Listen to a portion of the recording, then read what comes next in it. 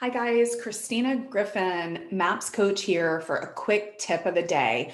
I wanted to share with you an easy, simple way to check if somebody is on the do not call. It's very important to make sure that you have a system that refreshes daily. All right, this particular system is RedX. So I'd like to show you, this is a new expired, and you're gonna see on the new expired, there are two phone numbers that are on the do not call already and two phone numbers that are not.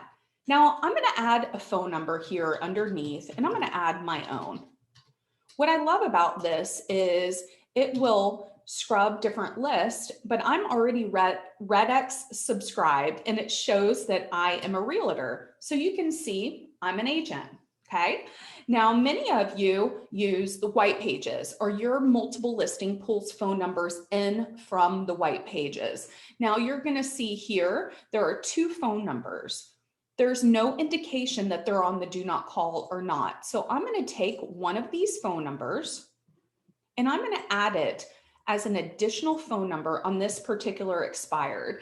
It's not even the same name as this phone number. However, it allows you to put the phone number in. It automatically scrubs the phone number as being on the do not call. The number is on the national do not call registry. However, white pages did not indicate it. So it's very important to have a system that is up to date. Now, it's also important to have a system that you can lock that phone number and you can also change the status of the phone number so you never call that phone.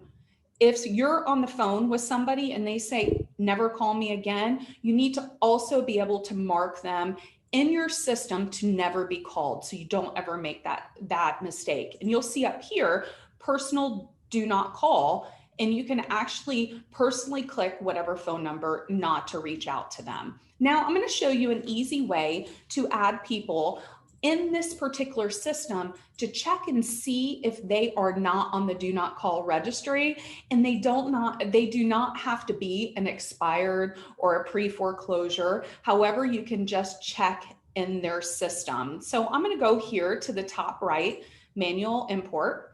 I'm going to go to create lead. I'm going to actually put Joe Simple. Just something that is not that person's name, just to check the phone number. And I'm going to add that phone number that we already know is on the do not call. It's going to create a lead. I'm going to click on that particular lead and you can see that it's on the do not call.